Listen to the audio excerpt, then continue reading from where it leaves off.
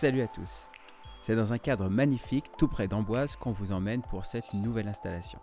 Jérémy nous a contactés durant le confinement car, comme beaucoup d'entre nous, il s'est rendu compte que l'essentiel, c'est ce qui se passe chez soi avec les siens. Alors oui, une piscine, c'est top en été, mais un système home cinéma bien installé, on en profite toute l'année, que ce soit en famille ou entre amis. Depuis la diffusion de notre première vidéo, vous avez été nombreux à nous demander de voir une installation moins technique et plus centrée sur le divertissement avec un budget maîtrisé. Et c'est précisément le cahier des charges que Jérémy nous a donné pour réaliser son home cinéma chez lui. Par la même occasion, Jérémy et sa compagne Bérangère ont souhaité changer la disposition de leurs pièces, afin que le sens de visionnage soit inversé par rapport à celui en place actuellement. Entre le plancher et la poutre au-dessus se trouve un cache en placo. Nous allons le retirer afin d'y insérer notre écran de projection Curve Tension avec notre toile Infinity. L'espace est tout juste suffisant pour l'intégrer et ne laisser sortir que la partie avant du châssis. L'espace disponible entre les deux murs étant de 325 cm et notre écran mesurant exactement 320, cela permettra de combler harmonieusement la surface tout en évitant les contre-jours causés par les fenêtres situées juste derrière. L'espace est tout juste suffisant pour l'intégrer et ne laisser sortir que la partie avant du châssis. La toile tombera donc parfaitement à fleur de la paroi de la mezzanine. Là, on est actuellement sur la mezzanine, c'est là où on a fixé l'écran de projection à la face avant. Et on va profiter de la prise électrique qui est déjà dans le mur ici pour connecter à la fois la playbar pour l'alimenter et l'écran de projection. Marwan vient de poser la goulotte ici, le long du mur. Il allait jusqu'au bout, donc c'est super discret. On va passer encore un coup de peinture dessus à la fin et on ne la verra plus du tout, surtout qu'en plus, il y a des meubles qui sont derrière. Là, on utilise une fiche qui est très utile. Je crois que je l'avais déjà montré dans une vidéo. Vous pouvez trouver ça très facilement. Ça va vous permettre de connecter la fiche directement dans la prise électrique et de pouvoir toujours utiliser la prise derrière. Et comme ça, si vous avez connecté des éléments dessus, vous pouvez le faire facilement. Voilà, donc ça c'est ce qu'est en train de faire Marwan et on va finaliser cette partie pour ensuite attaquer la partie du vidéoprojecteur. Dans l'installation de Jérémy, l'écran et la playbar sont alimentés par une prise électrique située au niveau de la mezzanine. Pour que la playbar diffuse le son des contenus qui sont regardés, un câble Toslink d'une grande longueur, ici 15 mètres, doit être passé entre la source et celle-ci. Nous avons donc prévu de passer ce câble le long de la baie vitrée, puis de le passer le long de l'écran jusqu'à l'enceinte playbar située au-dessus de l'écran de projection.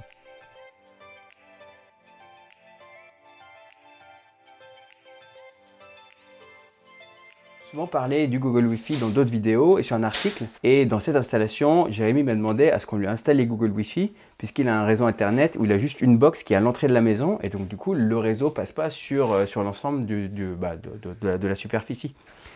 Donc on a installé une première Google Wi-Fi, ça s'installe super simplement, un câble RJ45 qu'on connecte sur la box internet qui arrive, donc là c'est une box SFR. Et ensuite, une deuxième Google Wi-Fi qu'on connecte un peu plus loin qui va créer le réseau qui va s'étendre sur toute la maison. Parce qu'à partir d'ici, le réseau est un peu faible. Donc ça, c'est ce qu'on a fait maintenant. Et ce qui est cool, c'est qu'on avait testé le réseau auparavant, donc avec la box internet, on était environ à 7-8 mégas maxi en étant dans le salon. Maintenant, on est arrivé à 12 mégas. Donc c'est suffisant pour faire de la HD. Pas de la 4K, mais de la HD, ça marche super bien. Donc une bonne astuce, Google Wi-Fi, c'est super simple à installer. Je vous le recommande. Là, avec deux Google Wi-Fi à 129 € à peu près, on a fait toute la maison. Voilà.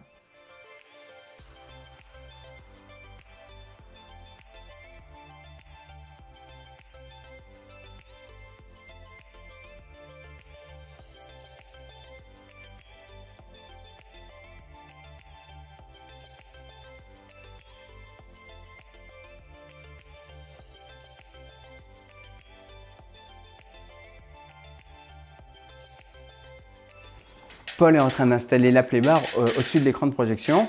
Cette playbar, elle est très particulière parce que c'est la seule barre de son, à ma connaissance, qui a un gyroscope qui est intégré dedans. En fait, ça permet, lorsque vous la fixez au mur ou lorsque vous la posez sur un meuble, le sens est différent. C'est Sonos qui l'a développé comme ça. Et donc, le gyroscope permet d'inverser le côté gauche et le côté droit en fonction de la position dans laquelle se trouve l'enceinte. Et donc, quand on la met au plafond, à ce moment-là, la gauche et la droite sont bien disposées pour que le son soit projeté sur vous convenablement. C'est une bonne astuce avec cette playbar. Ça vous permet de faire une installation de ce type-là où si vous n'avez pas une surface sur laquelle disposer les enceintes ou si vous ne voulez pas avoir des enceintes tout encombre, vous pouvez la mettre en l'air. Voilà. Bon, vous l'avez compris, toute la finesse de cette installation réside dans notre capacité à exécuter notre plan parfaitement afin que les équipements se fondent réellement dans le décor.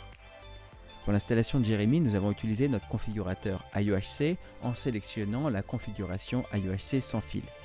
Ici, le budget est inférieur à 10 000 € et comprend l'ensemble des équipements ainsi que l'installation sur place. Cela inclut un écran de projection Curve Tension avec toile technique Infinity, un projecteur 4K sans fil de marque Epson très lumineux et silencieux, ainsi qu'un système audio Sonos. Vous me demandez souvent quels sont les appareils qu'on a dans la configuration IOHC sans fil, et ça c'est le vidéoprojecteur que vous avez dedans. Ce qui est cool, c'est que ça s'appelle le TW9400W pour wireless, mais aussi pour white parce qu'il est blanc et donc du coup il va mieux se fondre dans votre intérieur, comme dans l'installation de Jérémy où on va le mettre face au mur, comme ça il sera super discret. Mais le truc qui est super intéressant, c'est qu'il est sans fil, donc c'est la technologie qui s'appelle Wireless HD, et c'est grâce à ce petit boîtier-là qu'on va transférer tout le signal HDMI sans fil jusqu'au vidéoprojecteur. Donc techniquement, le vidéoprojecteur en lui-même, il a besoin que d'une alimentation électrique, c'est tout.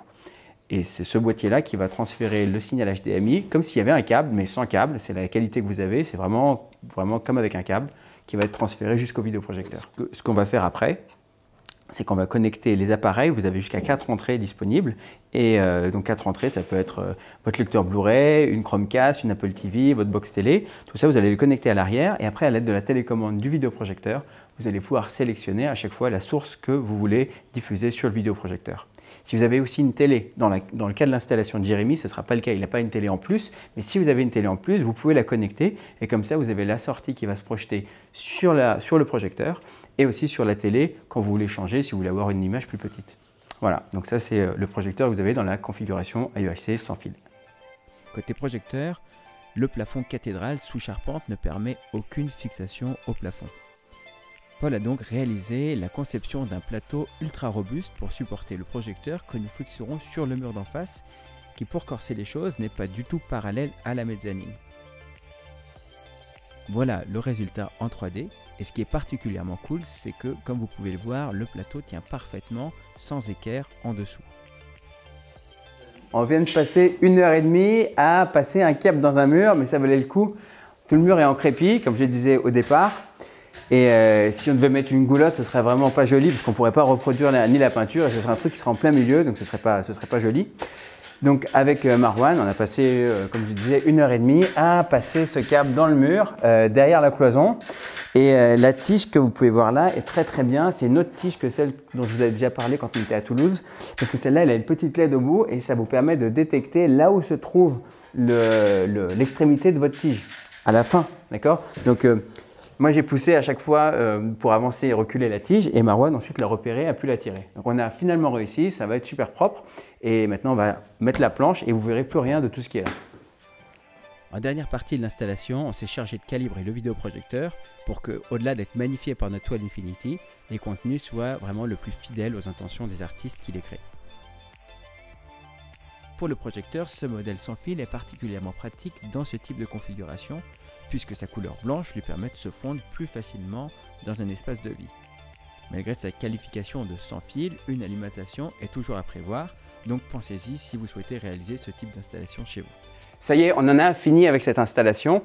Comme je vous le disais, c'était une installation un peu particulière. Hier, on a travaillé toute la journée, on a fini vers 22 h pour que tout soit totalement intégré. Ce qui a été le plus compliqué ce coup-ci, c'était d'intégrer l'écran de projection entre la mezzanine et la poutre, parce qu'il a fallu vraiment ajuster au millimètre pour que tout soit vraiment parfait, mais le résultat est là. Et pour le vidéoprojecteur, c'est de pouvoir passer ce câble derrière la paroi. On a réussi, c'était un peu compliqué, mais on a réussi, donc on est très content. J'espère que vous avez appris des choses, j'espère que ça vous donnera des idées. Et n'hésitez pas, si cette installation vous plaît, avec le matériel qu'on vous présente ici, c'est la configuration IOHC sans fil sur notre configurateur. Voilà, donc j'espère à très bientôt et prenez soin de vous. D'ailleurs, ça me fait penser, si ce n'est pas déjà fait, pensez à vous abonner à notre chaîne dès maintenant pour être alerté des prochaines vidéos. Je vous partagerai d'ailleurs bientôt nos astuces pour un calibrage au top de votre vidéoprojecteur. Et bien entendu, laissez vos likes et vos commentaires, ça nous fait toujours super plaisir.